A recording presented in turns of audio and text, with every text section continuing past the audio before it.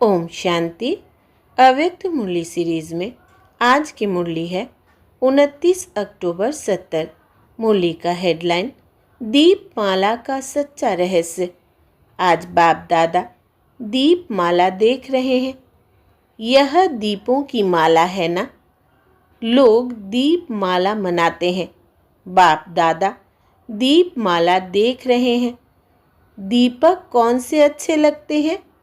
जो दीप अखंड और अटल होता है, जिसका घृत कभी फूटता नहीं, वही अखंड जलता है। अपने को ऐसा दीपक समझते हो? ऐसे दीपकों की यादगार माला है। अपने को माला के बीच चमकता हुआ दीपक समझते हो? ऐसे समझते हो कि हमारा यादगार आज मना रहे हैं। दीप माला के दिन दो बातें विशेष ध्यान पर रखनी होती है। दीप माला पर किन बातों का ध्यान रखते हैं?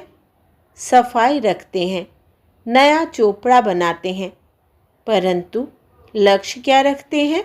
कमाई का। उस लक्ष्य को लेकर सफाई भी करते हैं। तो सफाई भी सभी प्रकार से करना है और कमाई का लक्ष्य भी बुद्धि में रखना है। यह सफाई और कमाई का दोनों कार्य आप सभी ने किया है। अपने आप से संतुष्ट हो। जब कमाई है तो सफाई तो जरूर होगी ना। इन दोनों बातों में संतुष्टता होना आवश्यक है, लेकिन यह संतुष्टता आएगी उनको जो सदैव दिव्य गुणों का आह्वान करते रहेंगे।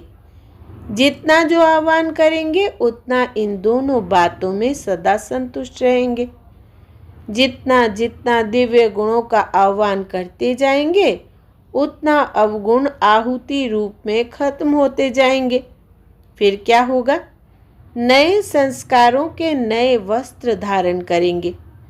अभी आत्मा ने नए संस्कारों रूपी नए वस्त्र धारण किए हैं कि कभी कभी पुराने वस्त्र से प्रीत होने के कारण वो भी धारण करते हैं। जब मर्जीवा बने, नया जन्म, नए संस्कारों को भी धारण किया, फिर पुराने संस्कार रूपी वस्त्रों को कभी क्यों धारण कर लेते? क्या पुराने वस्त्र अति प्रिय लगते हैं? जो चीज बाप को प्रिय नहीं वो बच्चों को प्रिय क्यों? आज तक जो कमजोरी, कमियां, निर्बलता, कोमलता रही हुई है वो सभी पुराने खाते आज से समाप्त करना। यही दीपमाला मनाना है।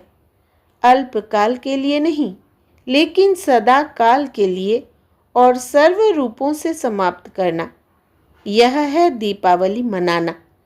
दीपावली को ताजपोशी का दिवस कहते हैं।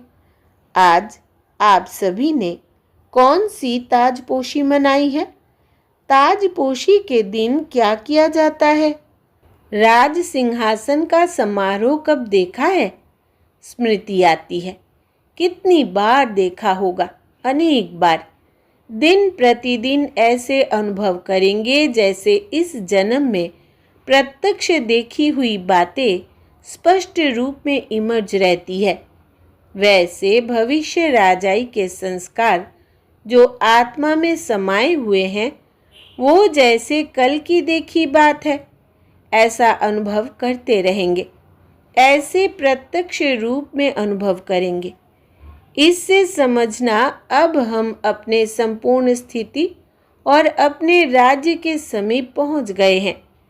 सतयुगी संस्कार सोचने व स्मृति में लाने से नहीं, लेकिन स्वतः ही और स्पष्ट रीति जीवन में आते रहेंगे। इस दुनिया में रहते हुए भी नैनों में सतयुगी नज़ारे दिखाई देंगे।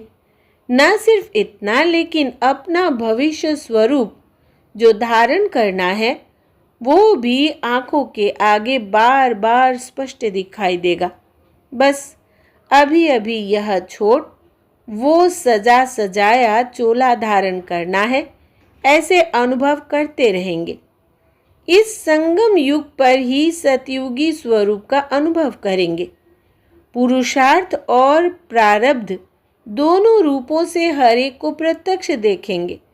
तो आज दीपावली के दिन दिव्य गुणों का आह्वान करना है। अभी फिर भी मुख से निकलता है कि हाँ, कल्प पहले यह किया होगा, लेकिन पीछे यह शब्द बदल जाएंगे। इस कल्प की बात हो जाएगी।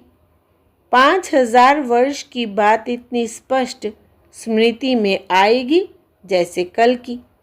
जैसे साइंस के साधन से दूर की चीज़ भी समीप और स्पष्ट दिखाई पड़ती है, जिसको दूरबीन कहते हैं।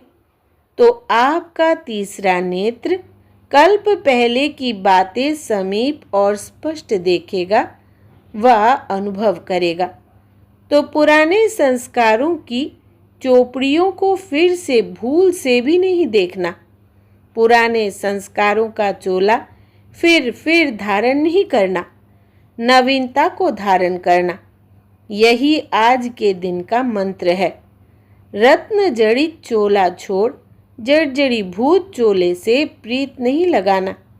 सदैव बुद्धि में बाप दादा की स्मृति व निशाना और आने वाले राज्य के नज़ारे नैनों में और मुख में सदैव बाप दादा का नाम हो। इसको कहते हैं बाप दादा के अति स्नेही और समीप रत्न।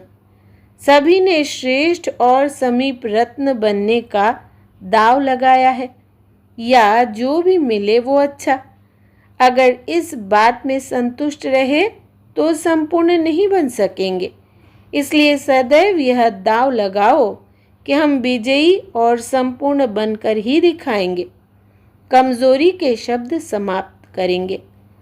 हो ही जाएगा, पुरुषार्थ कर रहे हैं, यह शब्द भी ना निकले। करके ही दिखाएंगे, बनकर ही दिखाएंगे। यह है निश्चय बुद्धि विजयी रत्नों के बोल, और वो है कमानधारी बच्चों का बोल। बनना है स्वदर्शन चक्रधारी, लेकिन बन जाते हैं कमानधारी। कई सोचते हैं कोई तो वो भी बनेंगे ना। इस बात में दयालु न बनो। कोई तो बनेंगे, इसलिए हम ही बन जाए। ऐसे बनने वाले बहुत हैं। अच्छा, ओम शांति।